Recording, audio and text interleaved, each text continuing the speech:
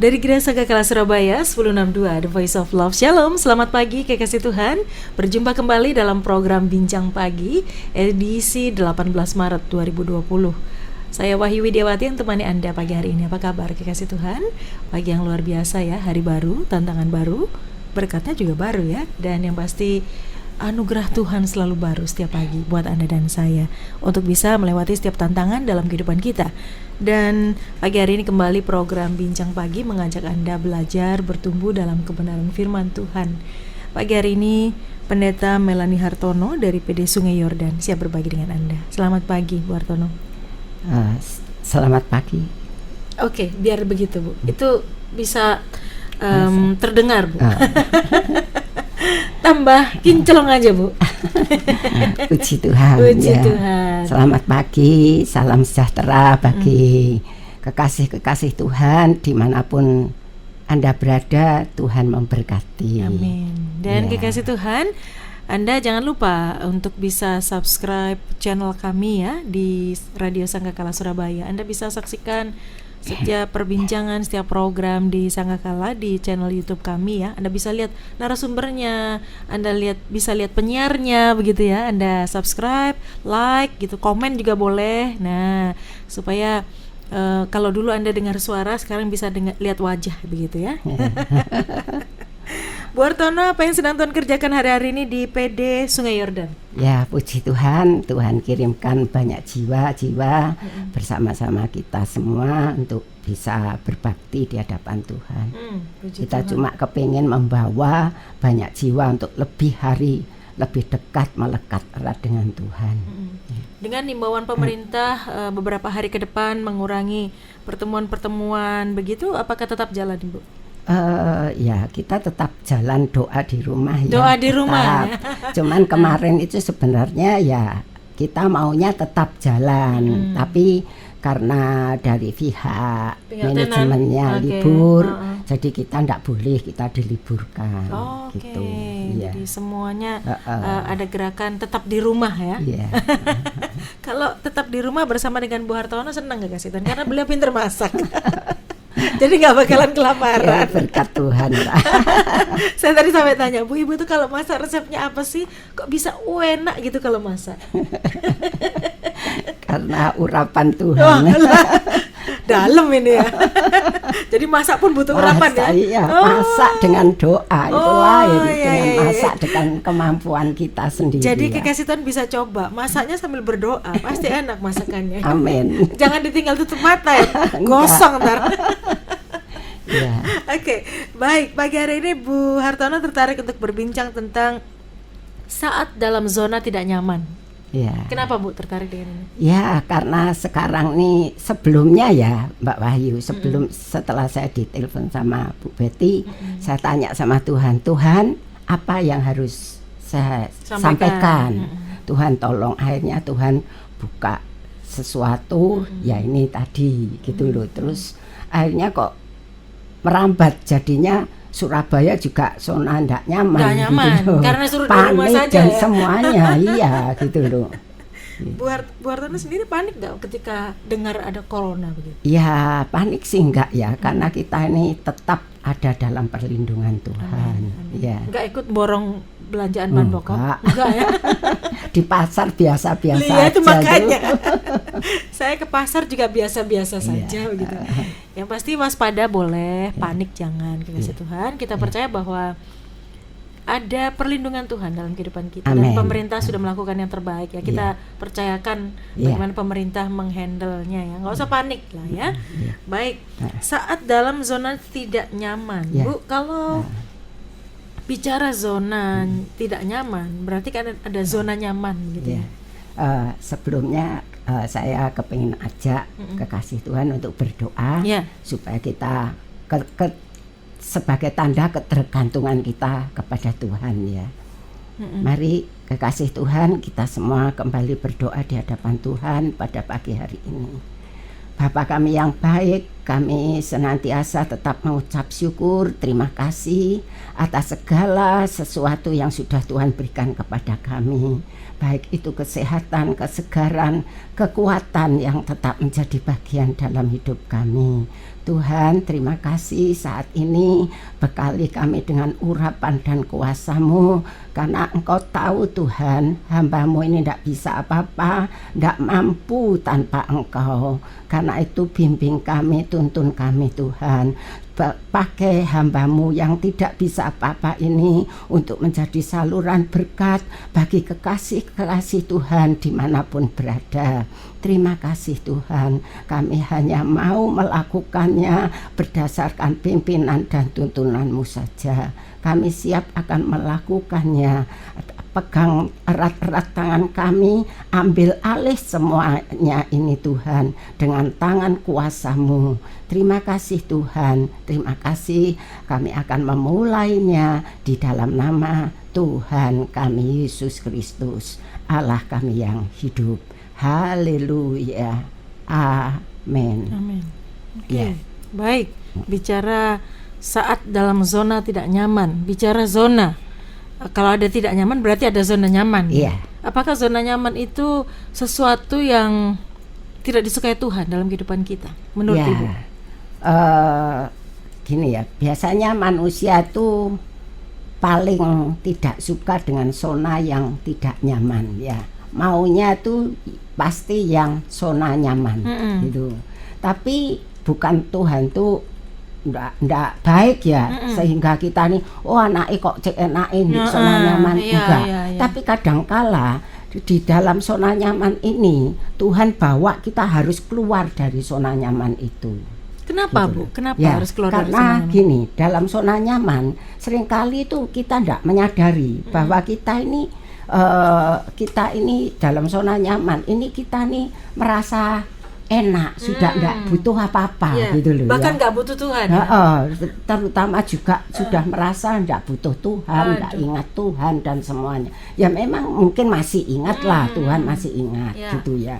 Nah, itu terus juga contohnya bangsa Israel saat dia di Mesir itu dia sebagai budak, tapi dia tidak menyadari loh Mbak Wahyu kalau dia seneng aja dia di sana. Seneng aja karena apa? Di dalam ayat dikatakan aku di Mesir enak kok, makan daging, ya toh, tidur nyaman dan semuanya. Sampai diinget-inget tercukupi. bawang dan pere juga diinget ya. Iya gitu loh. Jadi mereka tidak merasa bahwa mereka ini sedang dijajah, diperbudak gitu loh.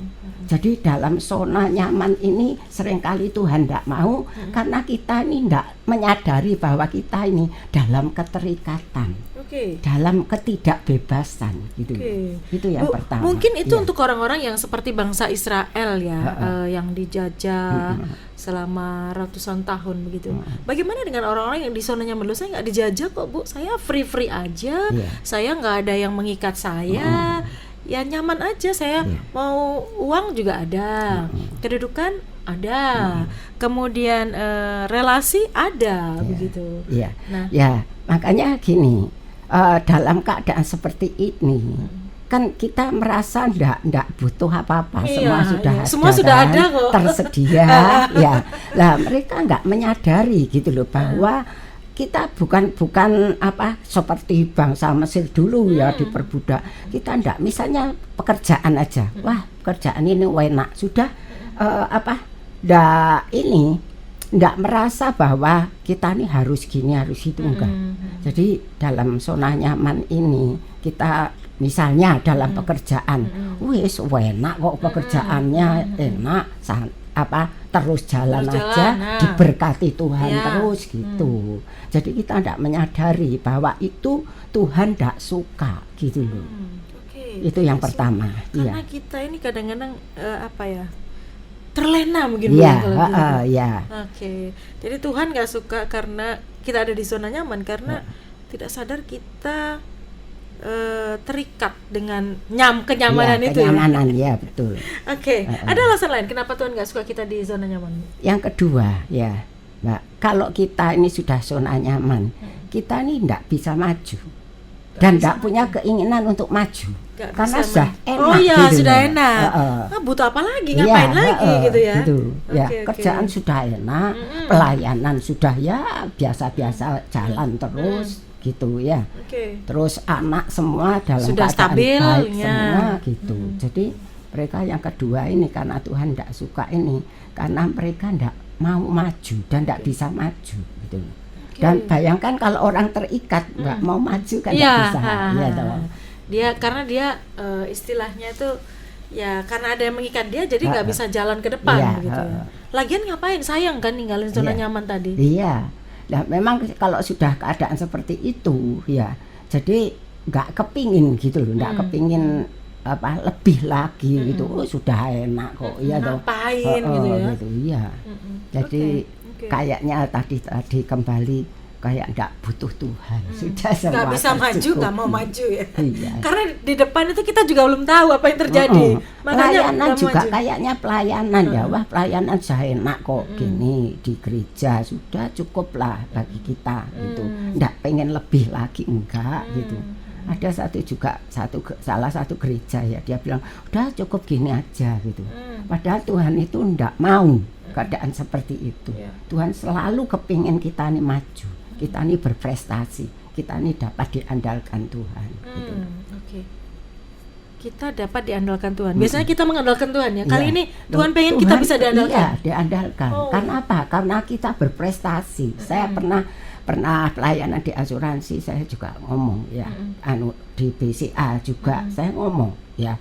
Kita ini harus Allah kita, Bapak kita tuh berprestasi. Kita tuh juga harus berprestasi. Dan orang yang berprestasi itu nanti bukan cuma dipercaya tok sama Tuhan, tapi diandalkan oleh Tuhan. Ini loh anakku berprestasi. Penting ya diandalkan Iya, oleh Tuhan iya, itu ya. Iya.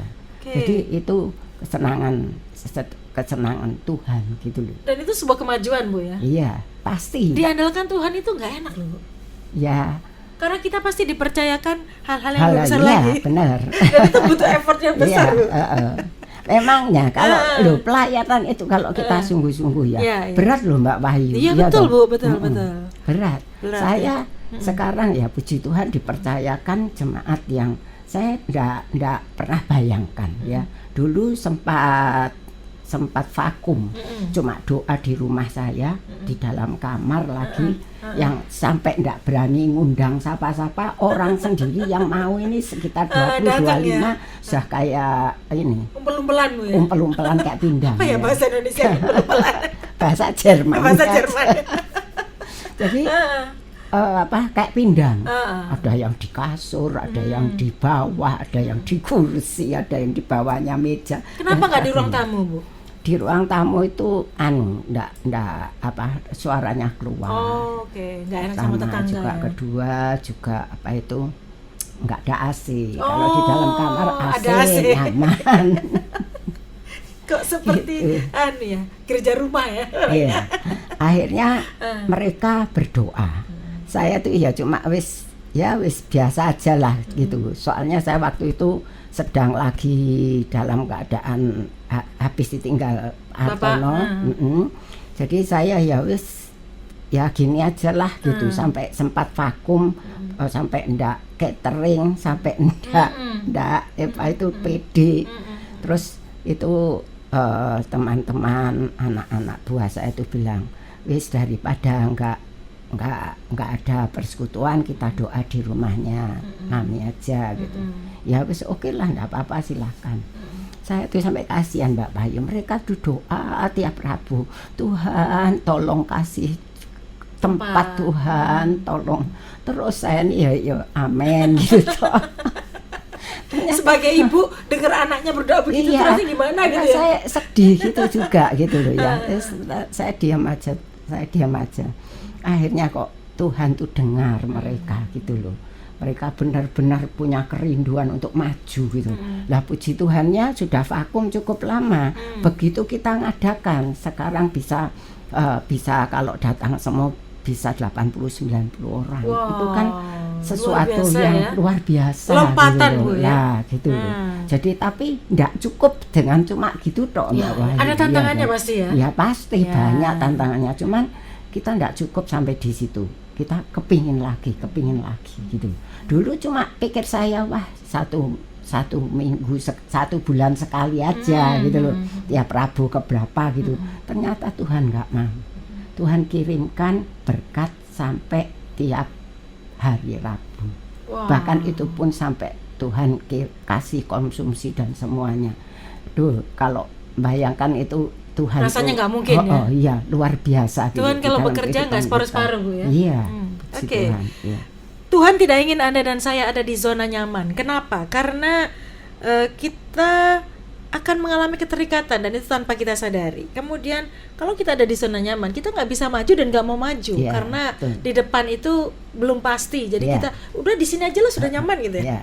Kenapa berikutnya Tuhan tidak suka kita ada di zona nyaman? Yang ketiga, tadi sudah saya katakan, saat kita zona nyaman, kita kayak tidak butuh Tuhan. Kita tidak pernah merasakan kasih Tuhan, tidak bisa merasakan kuasa Tuhan dinyatakan gitu loh. Jadi ya wis biasa-biasa. Saya nggak berdoa juga tetap bisa makan gitu ya. Iya. Lama-lama gini Mbak Wahyu merasa, wah aku pokoknya rajin kerja, aku bisa berhasil kok gitu. Jadi nggak tahu dan nggak menyadari bahwa semua itu karena Tuhan. Karena kemurahan Tuhan gitu loh. Makanya saya selalu ngomong ya, semua ngomong, kamu kalau masak seperti tadi Mbak Wahyu, kamu kalau masak kok enakmu. Sampai kakak saya sendiri itu loh, kakak saya yang paling besar itu menghina saya gini. Dulu nggak bisa masak tuh? Nggak bisa, masak nasi aja nggak bisa. Saya menikah loh, masak nasi aja nggak bisa. Waduh. Terus habis gitu kakak saya yang paling besar bilang gini sama saya, nih mulai kapan kamu tuh iso masak itu gitu. Sama gak enak gitu. Gak enak ya, wajahnya gak enak gitu ya. Iya, kapan kamu bisa masak? Ya mau nggak mau karena kemurahan Tuhan deh, saya bilang gitu. Jadi semua saya selalu bayangkan kok Mbak Wahyu, semua itu karena Tuhan. Ya toh. Saya ada di sini pun di Sangkakala ini enggak karena Tuhan, saya enggak ada di sini. Saya loh enggak bisa apa-apa Mbak Wahyu. Iya loh. Enggak bisa apa-apa saya nih gitu loh. Biasanya Tuhan mau pakai orang yang merasa enggak bisa apa-apa itu. Supaya kalau bisa dia enggak bisa tepuk dada. Saya lihat kalau yang bincang pagi, waduh pinter-pinter ya, aku enggak bisa apa-apa. Sama Bu, saya ini juga nggak bisa apa-apa kalau juga. Kamu tuh, waduh. Bukan, itu sekali lagi saya nggak bisa bilang itu karena saya hebat. Enggak, orang saya ini, saya nggak punya latar belakang seorang penyiar. Gitu. Saya orang yang nggak pinter ngomong, pemalu. Iya, saya juga misalnya dulu ya, kalau ketemu dulu sebelum saya bertobat jadi hamba Tuhan, kalau ketemu orang itu sebelahan gini Mbak Wahyu, diam-diaman Bu? Diem, 1 hari nggak dijak omong, saya nggak mungkin ngomong gitu. Tapi sekarang setelah bertobat kok selalu kepingin ngejak ngomong gitu. Kepingin ngomong tentang Tuhan, tentang kasih Tuhan gitu. Makanya itu semua karena Tuhan. Jadi yang ketiga, kenapa Tuhan tidak suka? Karena apa? Merasa kita sudah tidak butuh Tuhan, tidak bisa merasakan sesuatu dari Tuhan. Bahwa semua itu karena Tuhan, semua karena kasih kuasa Tuhan yang luar biasa. Sekaya apapun kita, sehebat apapun titel kita, sebanyak apapun gelarnya, nggak bisa kalau bukan karena Tuhan. Iya, benar. Ya. Kekasih Tuhan, Tuhan tidak suka Anda dan saya ada di zona nyaman. Tuhan ingin kita keluar dari zona nyaman, dan itu bisa jadi salah satunya adalah masuk dalam zona tidak nyaman. Saat ini mungkin ada di antara kekasih Tuhan yang mengalami zona tidak nyaman. Nah, apa yang harus kita lakukan ketika ada di zona yang tidak nyaman, yang bikin kita harus menangis, bikin kita harus bergumul, berdoa puasa bahkan, atau bahkan belum dijawab-jawab begitu.